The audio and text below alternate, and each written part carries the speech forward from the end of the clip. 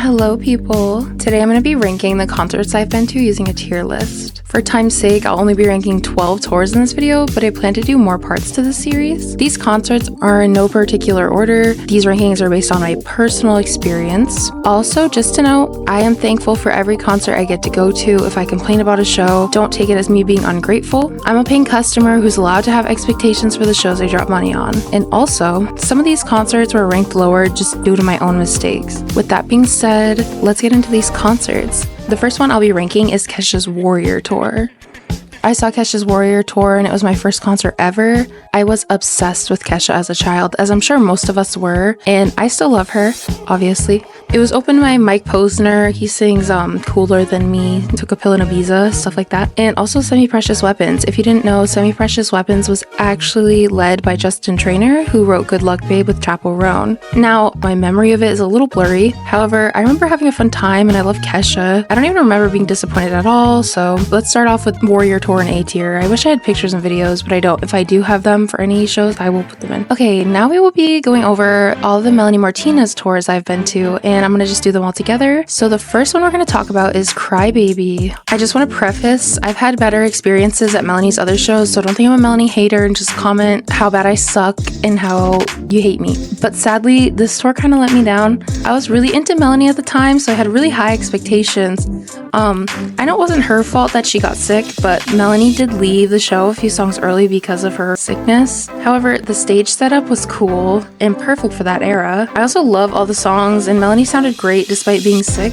I couldn't even notice. It was also at a small venue compared to what she plays now, so it was nice to see her at a more intimate place. We'll give Melanie's Crybaby Tour C tier. Okay, the next one, K through 12. Now, K through 12 was straight up amazing. It's my favorite tour Melanie has done. It's so immersive, there's scents being puffed out during the show. I also love all the fashion for this tour. That principal dress that I'm showing right now is so cute, I love it. It truly felt like the live show was the movie without the dialogue. My favorite part of the tour had to be Wheels on the Bus, where it all starts. Just lets us know that we're getting into it, it's getting going, like, it's really fun. It was just exciting, and it's a great tour opener and album opener. Really, like, lets you know what you're getting into when it comes to the K through 12 story. This is where my downside of this tour comes from, which surprisingly has nothing to do with Melanie. I had VIP for this tour, you know, back when VIP was like less than $100 than the regular tickets. I just really cared about my seat and the merch that I was gonna get with the ticket. And there was also a K through 12 museum offered to VIP ticket holders that I decided to pass on because I didn't really care about going to that. Therefore, I got to the show a little later than VIP was let into the venue because, you know, they got there earlier to go to the museum. So the Orpheum in Boston, I'm gonna call them out, gave me so many issues trying to get in with the VIP ticket while they were letting the GA people in. So eventually, after, you know, security checks and shit, I got in, and the venue wouldn't give me the merch that I paid for with my ticket. Luckily, Melanie's lovely merch team did mail it to me after we sent a little email, but I'm still holding a grudge against that venue. I'll put this one in A tier as well, just because I had to worry about not getting in when I had a ticket and I had to wait a few weeks for the merch I bought. Okay, Portals Tour. I love the Portals album. So the music itself played on this tour is gonna give it a few points for me. It was hosted at a great venue with easy parking, so that's another plus. I hate bad parking at venues. That can bring a show experience down for me if the parking is treacherous, which you will hear about. I think a lot of younger fans found Melanie at this era because there were a lot of kids on parents' shoulders in the crowd, which is kind of a concert pet peeve of mine. I'm not trying to sound like a Karen, but why would you put a second grader in the pit? Like, if they can't see the stage from the pit and you have to put them on your shoulders, why are they in the pit? There was other spots. They could go on the balcony, they could go on the little ledge in the back. Like, I was standing most of the time. It was really good to see there. But I'm glad those kids got to enjoy the show from their parents' shoulders. Good for them. The concert was good. It didn't have any extravagant sets such as the K through 12 tour, but it was still somewhat immersive. The best part of Portals Tour was that Melanie's mic was on, besides Void, I'm pretty sure.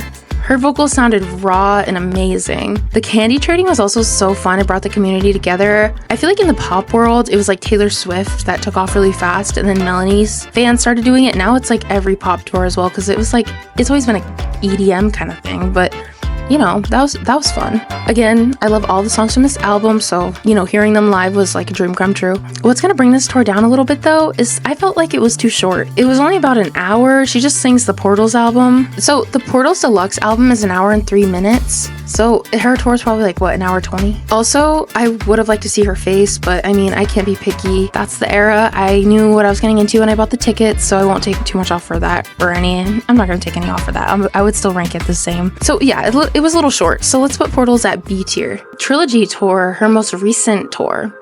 I have quite an unpopular opinion on the Trilogy Tour, and this is the part of the video that I think I'm gonna get shitted on for in the comments, so please be nice. If you want to tell me your opinion, talk about how much you love the Trilogy Tour, just don't make me feel bad. So I'm a YouTube concert watcher as well as a live show goer, so I knew what I was getting into before attending the Trilogy Tour. I loved watching the tour beforehand. I was even building it on Roblox for fun because I like to build on there. But I was even more excited to hear all of these 3 albums I grew up with live. That was foreshadowing.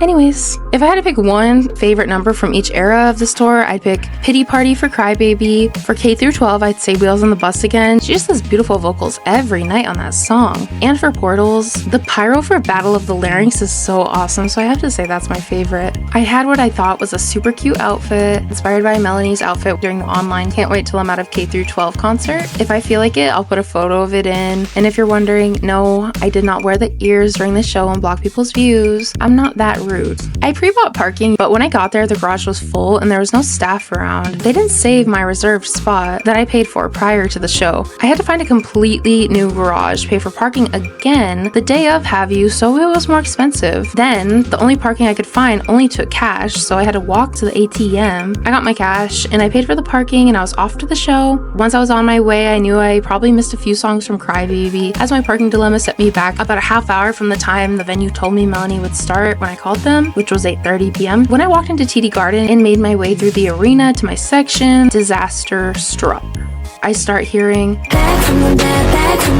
As I walk to my seat. The music gets louder and I feel my heart dropping. Spot Hero in the dumb parking garage made me miss Crybaby and K through 12. And if she was expected to go on stage at 8:30 and it was only about 9, there was no way Melanie did not start early. Some people deal with pain, are disabled, or deal with other issues. Going on early without warning sucks for those fans, including myself. It may be hard to sit in an arena seat or stand around a venue for a long time before a show. For me, the chatter of the crowd without the performance can be really overstimulating, so I don't go to concerts super early. I like to get there when the performer gets there. If I knew Melanie was going on early, I would have arrived to the venue earlier. That would have been no big deal. I was really sad, so it was hard to enjoy that show. I ended up leaving a little bit early because I was disappointed about how the whole night was going. I'm basing these ratings based off of my personal experience to going to these concerts. If I was rating them based on the show itself, as you see in a concert video on YouTube, I'd give Trilogy Tour an S tier, no problem. It's a great show. If you have a good time, you're gonna have a good time. So make sure you don't make the same mistakes I did. I'm sorry to Melanie and her fans, but because of my horrible experience, I'm giving this an F. Warped Tour 2016, we're getting emo. This is one of the not pop ones, but it's mostly pop in this. So I went to Warped Tour when I first started getting into more rock, metal, and emo music. I was really obsessed with Pierce the Veil, and they're still my favorite band today, tied with Bad Flower. I was really obsessed with YouTubers as well, like Johnny Gilbert, Kyle David Hall, and D Fizzy. So when I saw those three on a festival with Pierce the Veil, I was in. I had a good time looking around at the cool booths and watching shows. Some bands and artists I remember seeing were like Asking Alexandria, Paris, Riff Raff, Beartooth, BB Rexa, Metro Station, Neck Deep, and Pierce the Veil.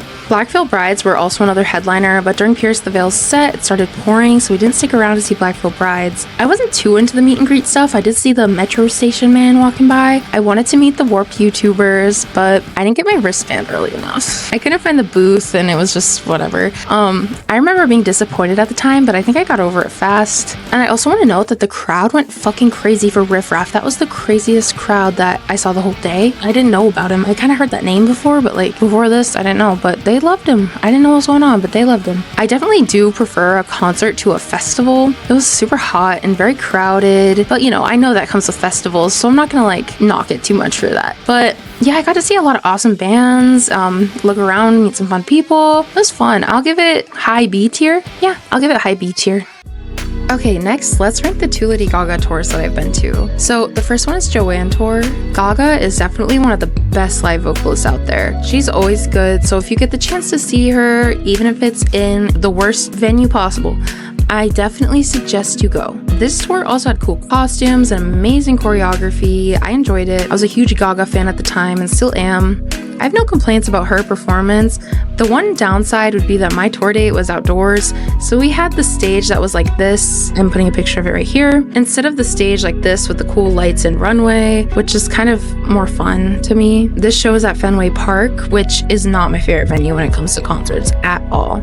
Because if you're not center or on the floor, it can be really hard to see. I usually don't mind far back seats, but Fenway feels so far from the stage, no matter where you sit almost. And the stage is like in a box there, which makes it hard to see the show very well if you aren't seated in the center because of the walls. I think it would have been easier to see the show if there was a runway, because a lot of the performance would have been done on that, but I thought it was cool to be there when Gaga was actually the first woman to headline a historical venue like Fenway. So considering how far and kind of sucky the view was, I want to give this A tier, but I have to give it B tier. Okay, Chromatica tour.